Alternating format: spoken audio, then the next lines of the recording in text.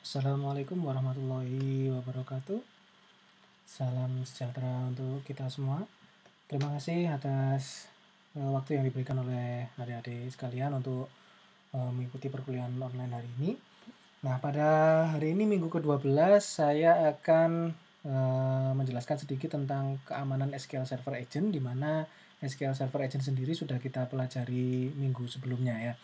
Nah, pada SQL Server Agent ini terdapat sebuah permasalahan keamanan ya. Keamanan ini terjadi karena tidak lain dan tidak bukan disebabkan oleh kemampuan SQL Server Agent itu sendiri yang sangat-sangat powerful, di mana dia bisa menjalankan berbagai macam job ya, di mana jobnya tersebut dapat melakukan segala hal sesuai dengan apa yang diperintahkan atau apa yang diatur oleh penggunanya ya. Nah, untuk lebih jelasnya, pada hari nanti kita akan mempelajari tentang yang pertama masalah keamanan pada SQL Server Agent ya. Jadi, umumnya seperti apa, gambaran umumnya seperti apa, kemudian kita juga akan mempelajari tentang kepemilikan job pada SQL Server Agent, dan yang terakhir adalah proxy account ya, di mana proxy account ini adalah inti dari pokok bahasan kita pada hari ini ya. Nah, yang pertama masalah keamanan pada SQL Server Agent. Sebelum kita masuk ke masalah keamanan pada SQL Server Agent tersebut ya. Nah, seperti yang sudah kita pelajari pada minggu kemarin, ini saya sekedar mengingatkan lagi, job itu seperti apa, SQL Server Agent itu seperti apa ya. Pertama saya ulangi bahwasanya SQL Server Agent itu adalah suatu service ya. Service itu adalah bagian dari bagian atau subbagian dari instalasi SQL Server. Jadi satu instalasi SQL Server itu seperti yang sudah kita ketahui sebelumnya, terdapat banyak service yang paling sering kita gunakan, terutama adalah SQL Server Database Engine ya, Database Engine atau MS SQL Server.exe. Kemudian ada lagi reporting service, ada analysis service, ada integration service, dan salah satunya juga ada SQL Server Agent service ya. Nah, SQL Server Agent ini adalah salah satu service dari SQL Server, di mana tugasnya dia adalah menjalankan kegiatan-kegiatan ya atau proses yang terkait dengan SQL Server dan operating system secara otomatis dan terjadwal ya. Nah, dalam pengertian umumnya, dalam gambaran umumnya, SQL Server Agent itu dia untuk dapat bekerja dia harus disuplai atau diberikan sesuatu yang namanya job ya, di mana job ini di dalamnya nanti akan ada step ya, step atau langkah-langkah ya. Jadi suatu job, suatu pekerjaan di dalamnya ada stepnya, langkah-langkahnya disusun sedemikian rupa dari awal sampai akhir, di mana pada masing-masing step tersebut terdapat jenis-jenisnya ya. Jadi pekerjaan yang dapat dieksekusi oleh SQL Server Agent tersebut, dia memiliki banyak jenis ya, jenisnya macam-macam. Jenis yang paling sederhana tentunya adalah TSQL ya, atau eksekusi script SQL ya. Selain eksekusi script SQL, dia juga bisa menjalankan berbagai macam job yang lain. Salah satu diantaranya adalah menjalankan command prompt ya. Nah, dia juga bisa. Nah, job ini kita buat di dalamnya ada step, di mana step-stepnya itu ada jenis-jenisnya ya. Di sini yang saya gambarkan ada 2 jenis step. Di sini yang pertama misalkan job 3 ini ya, job 3 ini jenisnya adalah dia eksekusi SQL ya, eksekusi SQL. Kemudian job yang 4 ini, job nomor 4 ini dia adalah mengeksekusi suatu package dari SSIS ya. Kalau adik-adik masih ingat, ada juga service namanya SSIS. Kemarin kita sudah sempat pelajari di ekspor impor. Dia akan menghasilkan suatu package namanya ekstensinya DTSX. Nah, ini juga bisa dijalankan oleh SQL Server Agent. Jadi satu instan SQL Server memiliki satu service SQL Server Agent, di mana satu SQL Server Agent tersebut dapat menjalankan banyak job ya. Kemudian dalam satu job itu terdapat steps, di mana masing-masing stepsnya itu bisa kita definisikan stepsnya itu dia melakukan apa ya, jenisnya apa. Bisa eksekusi SQL, bisa eksekusi command prompt, bisa eksekusi package DTSX ini tadi ya, bisa mengeksekusi program eksternal dan macam-macam. Kemudian pada akhirnya job tersebut bisa kita beri yang namanya schedule ya. Ini gambar jam di sini maksudnya adalah schedule atau jadwal. Jadi kita bisa jalankan job tersebut kapan ya, kapan sesuai dengan yang kita definisikan. Nah, ini gambaran umum SQL Server Agent ya. Jadi sekali lagi SQL Server Agent adalah salah satu service di SQL Server yang tugasnya menjalankan pekerjaan-pekerjaan atau proses secara secara manual bisa, dan utamanya dia secara terjadwal ya, dimana di dalam setiap jobnya tersebut terdapat steps, dan masing-masing stepnya dapat kita definisikan jenis-jenis pekerjaannya apa ya. Oke, lanjut. Nah, kemudian dari SQL Server Agent yang sangat powerful tersebut terdapat permasalahan keamanan, ya. Nah, seperti apa permasalahan keamanan tersebut? Sebelumnya kita pikirkan dulu bahwasanya SQL Server Agent ini dapat menjalankan berbagai macam job ya, seperti yang saya bilang di awal. Jobnya ada banyak sekali, utamanya yang sering digunakan adalah tentu saja eksekusi script SQL ya. Jadi kita membuat script SQL, kemudian kita simpan ke dalam job dan bisa dijalankan otomatis entah kapan ya, terserah kita. Kemudian dia juga bisa mengeksekusi command prompt, kemudian dia juga bisa menjalankan program eksternal, dia juga bisa mengeksekusi package integration services ya. Ini menarik, integration services, karena ini insya Allah nanti akan adik-adik pelajari apabila adik-adik mendapatkan mata kuliah data warehouse ya. Jadi dia bisa juga menjalankan package integration services. Nah, kemudian jenis-jenis job ini secara umum dia dibagi menjadi dua macam, yaitu internal dan eksternal. Internalnya yang mana? Internalnya hanya yang pertama ini saja, ya, hanya eksekusi script transaksi SQL saja. Kemudian yang lainnya itu eksternal. Kenapa eksternal? Karena dia konteksnya ya, skopnya dia berada di luar database engine ya. Bagaimana kita ketahui database engine itu kerjaannya ngapain? Dia hanya mengeksekusi SQL ya, dia nggak bisa mengeksekusi command prompt, dia nggak bisa menjalankan program eksternal ya. Ini ada bagiannya sendiri-sendiri, maka itu dia disebut sebagai job yang jenisnya eksternal ya. Dia mengakses sesuatu yang berada di luar skop database engine. Nah, dengan kemampuannya menjalankan berbagai macam job seperti ini, maka dapat kita simpulkan bahwa SQL Server Agent ini sangat powerful ya, sangat bagus ya. Sehingga akibatnya dia akan berbahaya jika yang mengeksekusi adalah user yang tidak seharusnya. Maka ya ini sudah lumrah bahwasanya sesuatu yang memiliki banyak kekuatan maka akan juga memiliki banyak kelemahan ya. Kelemahannya ini konsekuensinya dia bisa sangat berbahaya jika suatu job ini bisa dieksekusi oleh sesuatu atau seseorang ya yang tidak memiliki kewenangan ya, terutama jika jenis-jenis jobnya adalah job yang eksternal ya. Kalau misalkan yang internal ya, internal ini juga juga bahaya juga apabila tidak dijalankan oleh orang yang berwenang ya. Apabila dijalankan oleh orang-orang yang tidak seharusnya, dia juga bisa berbahaya, dan jauh lebih berbahaya lagi apabila job-job ini jenisnya adalah job yang eksternal. Kalau job yang internal dia SQL ya, eksekusi script SQL ini internal ya, maka paling kerusakan yang diakibatkan hanya ada dalam lingkup database saja ya, paling-paling database-nya korup ya, atau nggak bisa diakses, atau datanya hilang ya, hanya dalam tanda kutip berakibat pada lingkup database-nya ya. Kalau yang eksternal ini akibatnya bisa lebih jauh, dia bisa mengakibatkan kerusakan pada scope operating systemnya atau Windows-nya, maka itu konsekuensinya dia harus dibatasi. Jadi SQL Server Agent ini oleh Microsoft sudah dibatasi. Jadi dia nggak serta-merta bisa dieksekusi oleh semua user yang ada pada Windows, tidak, tapi dia sudah dibatasi. Pembatasannya ini dinamakan sebagai atau disebut sebagai security context ya, alias konteks keamanan. Nah, konteks keamanannya apa? Konteks keamanan ini adalah kewenangan apa saja yang boleh dilakukan oleh sebuah kredensial dalam pengeksekusian job SQL Server Agent.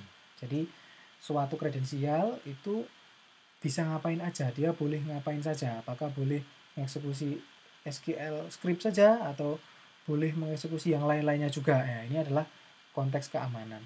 Kemudian kredensial ini apa? Kredensial ini adalah seseorang atau suatu pengguna yang memiliki akun di sebuah instance SQL Server.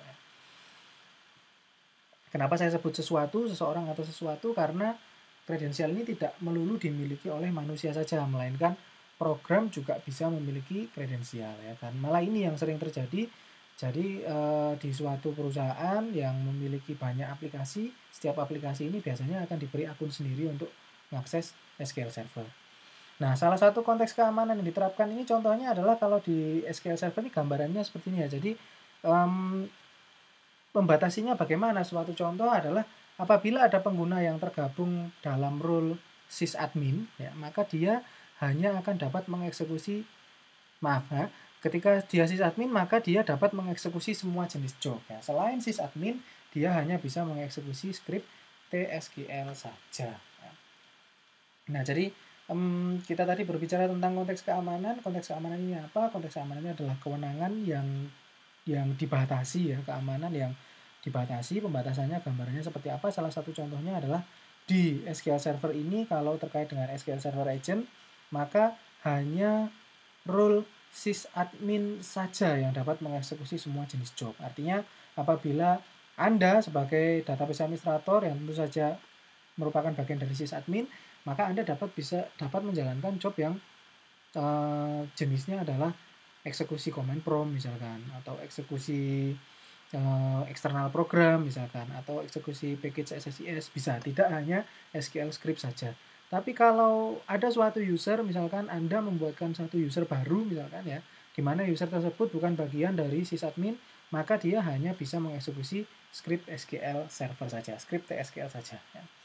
Nah, lalu kesimpulannya berarti dapat kita katakan aman ya kan, karena sudah dibatasi seperti ini ya. Ini default, ini kita tidak bukan kita yang bikin, tapi sudah aturan dari SQL Server bahwasanya pokoknya selain sysadmin dia hanya bisa jalanin SQL saja ya, hanya bisa jalanin TSQL saja. Dia nggak akan bisa mengeksekusi command prompt, dia nggak akan bisa mengeksekusi program dan lain sebagainya, nggak bisa. Dia hanya bisa mengeksekusi SQL script saja ya. Berarti kan bisa kita bilang bahwasanya SQL Server Agent ini aman, sudah tidak ada masalahnya ya. Jadi aman selama yang mengeksekusi adalah sysadmin ya kan. Kalau kita nggak mau repot-repot, sudah jadikan aja semuanya sysadmin ya. Sysadmin, maka kalau dia sysadmin, dia punya user, dia punya password ya. Dia punya username, dia punya password, maka dia berhak menjalankan semua ya, menjalankan semua jenis job dari SQL Server Agent ya. Lalu kalau demikian, pertanyaannya adalah kemudian masalah keamanannya di mana ya? Masalah keamanannya di mana? Ya, jadi tadi Microsoft sudah menyadari bahwasanya SQL Server Agent ini sangat powerful, sehingga sama Microsoft sudah dibatasi, diberikan yang namanya security context ya. Salah satu contohnya adalah security context yang default, semua user yang tidak tergabung pada sysadmin, dia tidak bisa mengeksekusi job selain SQL script SQL saja ya. Nah, kalau demikian kan berarti sudah aman kan, kalau misalkan usernya nggak punya kredensial, nggak punya username password yang tergabung dalam sysadmin, ya udah biarin aja dia nggak usah mengeksekusi job-job yang lainnya, kan aman ya. Jadi pertanyaannya kemudian masalahnya apa? Ya, masalahnya apa? Nah, permasalahannya adalah apakah semua job ya harus selalu sysadmin yang menjalankan ya? Bayangkan di suatu perusahaan sysadminnya adalah Anda ya, Anda satu orang. Tetapi di sana, di dalam perusahaan tersebut, perusahaannya besar ya. Perusahaannya besar, di sana ada banyak orang ya, ada banyak kepentingan, tetapi sysadminnya adalah Anda saja ya. Nah, di sana ada programmer ya, ada desainer, ada programmer front end, ada back end ya, ada programmer mobile, macam-macam ya.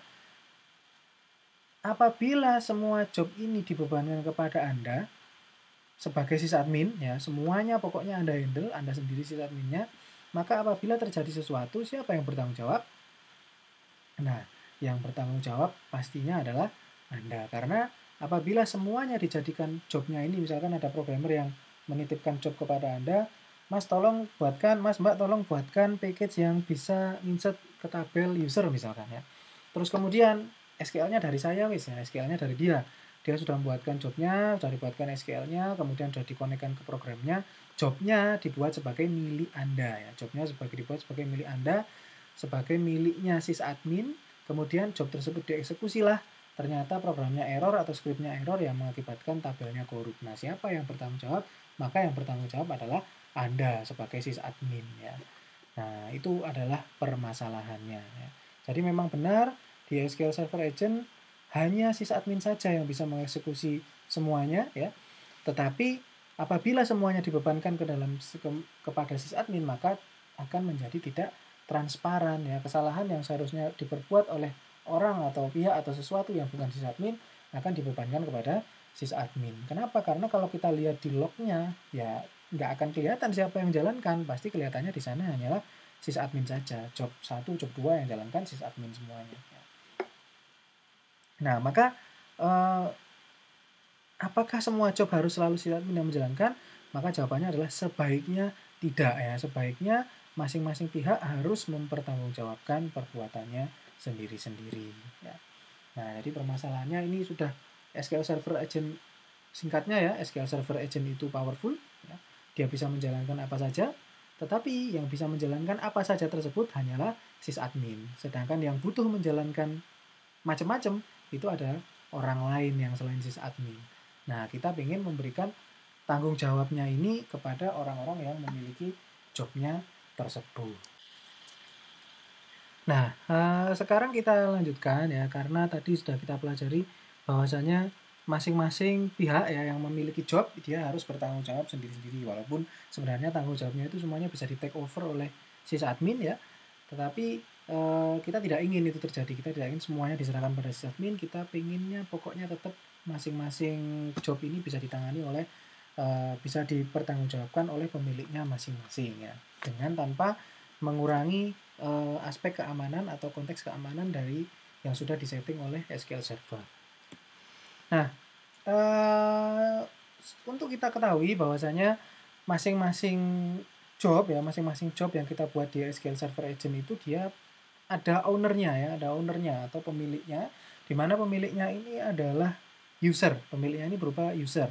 Ya, kita tahu di SQL Server ada login, ada user. Nah, kemudian pemilik dari suatu job itu adalah user ya. Pemilik dari job itu adalah user. Nah, di sini owner, di sini gambar ini contohnya ada suatu job namanya extract uncontacted prospect ya. Ini jobnya, dia pemiliknya di sini namanya adalah user yang namanya promote app. Nah, namanya promote app. Nah, di sini inilah contohnya suatu user itu tidak melulu harus selalu manusia, tetapi pada umumnya bisa juga dia berupa suatu aplikasi. Nah, di sini ini contoh ownernya ini bisa kita lihat ketika kita buat job properties. Di sini ada owner ya, ada kolom isian owner di mana pada owner ini bisa di-set pemiliknya siapa. Kemudian kalau owner tersebut adalah bagian dari role sysadmin ya, kita sudah belajar role sebelumnya. Jadi role itu pihak-pihak yang memiliki kewenangan-kewenangan tertentu di SQL Server Agent ya. Salah satunya adalah sysadmin. Kalau adik-adik masih ingat, sysadmin ini adalah role tertinggi, alias dia yang memiliki kewenangan paling banyak ya, paling full di SQL Server, namanya sysadmin. Nah, kalau user yang memiliki job ini adalah bagian dari role sysadmin, maka nanti ketika jobnya itu dijalankan, maka dia akan diimpersonate atau disamarkan ya sebagai SQL Agent Service Account ya. Jadi Windows ketika melihat job ini dijalankan misalkan di job SQL Server Agent ini kita ingin menjalankan suatu command prompt misalkan ya, aplikasi perintah command prompt, maka nanti yang menjalankan command prompt-nya siapa? Yang menjalankan itu adalah Windows. SQL Server Agent-nya akan merequest ke Windows, Windows tolong jalankan command prompt ini. Nah, Windows akan balik bertanya, siapa yang menjalankan? Yang menjalankan adalah aku ya, SQL Server Agent Service Account ya. Maka dari itu ketika ada user, pokoknya siapapun yang merupakan bagian sysadmin, maka dia aman ya, boleh menjalankan apa saja karena Windows-nya percaya, oh kamu SQL Server Agent Service Account ya, pasti kamu berhak. Ya udah, dia akan menjalankan, Windows akan menjalankan command prompt atas permintaan dari SQL Server Agent Service Account ya. Tetapi tidak demikian apabila user atau pemilik jobnya tersebut bukan anggota dari role sysadmin ya. Dia tidak boleh ya, maka dia tidak bisa mengeksekusi job selain job yang berjenis TSQL ya. Jadi kalau dia user biasa, dia user yang non sysadmin, maka oleh SQL Server dia dibatasi, tidak boleh menjalankan job selain job yang menjalankan TSQL atau transact SQL. Nah, kalau gitu konsekuensinya bagaimana? Karena dia nanti tidak bisa mempertanggungjawabkan perbuatannya kan. Misalkan ada user yang promote app tadi, misalkan aplikasi tadi, promote app ini ingin menjalankan suatu perintah di command prompt, tetapi dia bukan bagian dari sysadmin ya. Terus kemudian bagaimana supaya bisa menjalankan job tersebut padahal dia hanya bisa menjalankan TSQL ya. Apakah promote app ini harus dijadikan sebagai sysadmin ya, atau dia kita jadikan ya, kita naikkan dia bukan aplikasi tapi sysadmin, atau jobnya ini diberikan ke user lain ya, ke user lain yang merupakan sysadmin ya. Nah, itu bukan merupakan best practice atau bukan merupakan hal yang baik. Karena apa? Karena bisa menutupi tadi ya. Jadi ketika jobnya tersebut ada sesuatu, ada suatu kesalahan misalkan atau ada suatu ya hal yang tidak diinginkan terjadi, maka nanti yang dianggap bersalah adalah sysadmin-nya ya. Dan kalau misalkan promote app-nya tadi kita naikkan privilege-nya dia menjadi sysadmin ya, maka akan jelas berbahaya sekali karena tidak boleh suatu aplikasi itu menjadi sysadmin. Dia hanya boleh mengakses tabel-tabel yang diperlukan untuk aplikasinya dia saja. Jangan sampai aplikasi ini dijadikan serta-merta gampang jadikan aja dia sysadmin ya, jangan ya. Ketika nanti aplikasinya itu ada masalah, maka dia akan menyebabkan kerusakan yang besar di level database ya. Maka dari itu kita tidak bisa melakukan yang pertama ini ya, memberikan job ke kredensial yang sysadmin ya, atau menaikkan privilege-nya aplikasinya menjadi sysadmin, jangan ya. Nah, yang bisa kita lakukan apa? Kita dapat membuatkan sesuatu yang namanya proxy account. Nah, dengan proxy account ini nanti user yang tadi ini bukan sysadmin, dia tetap bisa menjalankan job-job yang selain TSQL, tetapi dengan tetap memperhatikan koridor-koridor keamanan dari Microsoft Windows dan Microsoft SQL Server. Nah, mengapa perlu proxy account? Mengapa dibatasi ya? Mengapa yang selain sysadmin itu dibatasi dan mengapa dia perlu sys account? Karena untuk job ya, saya ingatkan lagi untuk job yang step-stepnya ini selain eksekusi TSQL ya, artinya dia yang mengeksekusi command prompt, mengeksekusi PowerShell, mengeksekusi program eksternal, mengeksekusi package SSIS ya, itu digolongkan sebagai job yang mengakses eksternal resource ya. External resource ini berarti artinya dia di luar database engine, karena itu dia harus dilakukan berbeda ya. Nah, ini ya gambaran umumnya ya.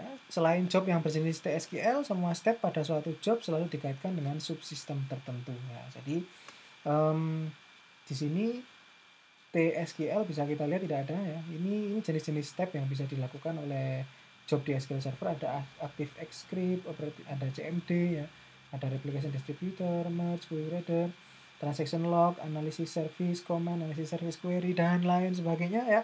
Ini dia adalah resource eksternal ya, dimana kalau usernya bukan bagian dari sysadmin, dia harus mengakses ini lewat proxy ya. Dia diperlakukan berbeda jobnya ini, maka dia harus dibuatkan proxy.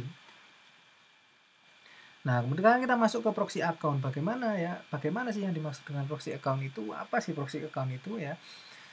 Nah, proxy account ini adalah fasilitas yang memberikan kepada SQL Server Agent suatu akses ke security credential dari operating system atau Microsoft Windows dalam hal ini ya. Nah, seperti kita ketahui, di semua program atau aplikasi yang kita install di Windows, itu pasti harus ada kredensial yang bertanggung jawab ketika aplikasi atau service-service tersebut dijalankan ya. Sebagai contoh, ketika kita mau menjalankan command prompt, kalau sampean klik start, kemudian cari di sana CMD, itu bisa diklik kanan, kemudian run as ya. Run as pilihannya bisa administrator ya, atau user saat ini. Nah, itulah yang dimaksud sebagai kredensial. Jadi sesuatu ya, akun ya yang bertanggung jawab terhadap eksekusi suatu program atau service atau yang lainnya. Ya, ini dia harus ada. Nah, proxy account ini dia adalah suatu akun pura-pura ya, akun bohongan dalam tanda kutip, di mana akun ini nanti akan memberikan suatu semacam kartu sakti ya kepada SQL Server Agent untuk bisa mengakses program-program atau resource-resource yang berada di luar database engine. Nah, ini adalah fungsi dari proxy account ya. Nah, akibatnya dengan menggunakan proxy account ini nanti SQL Server Agent ini bisa menjalankan job yang mengakses subsistem tersebut ya. Subsistem itu bisa berupa aplikasi, bisa berupa service ya, yang ada dalam Windows ya, yang bisa menjalankan external resource. Kemudian ini untuk bikinnya bisa dilakukan pakai GUI SSMS atau dengan menjalankan prosedur SP@proxy yang ada di database sistem MSDB ya. Nah, jangan lupa bahwasanya semua hal yang terkait dengan eksekusi SQL Server Agent itu disimpan pada database sistem yang bernama MSDB. Nah, ini gambar umumnya ya. Jadi suatu job apabila ingin mengakses external resource ingat apa? External resource itu berarti pokoknya yang selain TSQL ya. Nah, maka suatu job itu di dalamnya harus ada step-nya, di mana step yang ingin mengakses resource tersebut harus diberikan proxy ya, proxy account, di mana proxy account nanti dia akan membutuhkan kredensial. Kredensial ini juga harus dibuat ya. Kemudian setelah kredensialnya oke, proxy-nya oke, maka job step ini akan bisa mengakses resource yang berada di luar database engine atau external resource. Ini resource itu bisa kita bilang juga sebagai subsistem, resource eksternal ya, bisa kita bilang juga sebagai subsistem, bisa kita sebut juga sebagai external resource ya. Oke, nah kemudian ketentuan dari proxy account ini, dia dapat selalu digunakan oleh user yang menjadi anggota role sysadmin ya. Dapat di sini artinya dia boleh pakai, boleh tidak. Jadi sysadmin itu kalau dia mau mengeksekusi job jenisnya apapun bebas, namanya saja sysadmin ya. Sysadmin dia bebas mengeksekusi job apapun, dia akan diimpersonate sebagai SQL Server Agent Service Account ya. Jadi tapi walaupun demikian dia juga boleh juga misalkan dibutuhkan atau mungkin iseng mungkin dia juga bisa menggunakan proxy, dia juga bisa pakai proxy walaupun sebenarnya tidak perlu ya. Tetapi untuk user yang bukan merupakan anggota dari role sysadmin, maka dia wajib selalu dibuatkan proxy account ya. Kalau tidak, maka eksekusi jobnya akan error ya. Nah, proxy ini dibuat untuk dapat digunakan secara khusus untuk subsistem SQL server tertentu ya. Jadi proxy ini dibuat untuk mengakses suatu subsistem, dan proxy ini juga dapat digunakan untuk satu atau lebih subsistem. Artinya ketika kita sudah bikin satu proxy, kemudian proxy ini kita buat untuk mengakses CMD, maka proxy yang sama tadi dapat kita gunakan untuk mengakses program yang lain misalkan, atau PowerShell atau SQL Server Integration Service Package ya, dan lain sebagainya ya. Jadi dia menyediakan keamanan terbatas untuk fungsi-fungsi tertentu. Oke, ini tadi sekilas tentang proxy ya. Apabila ada yang ditanyakan, maka adik-adik sekalian bisa menanyakan saja langsung lewat WhatsApp bisa, atau bisa ditanyakan lewat komentar atau email bisa ke saya. Silakan ditanyakan langsung, nanti insya Allah akan saya jawab ya.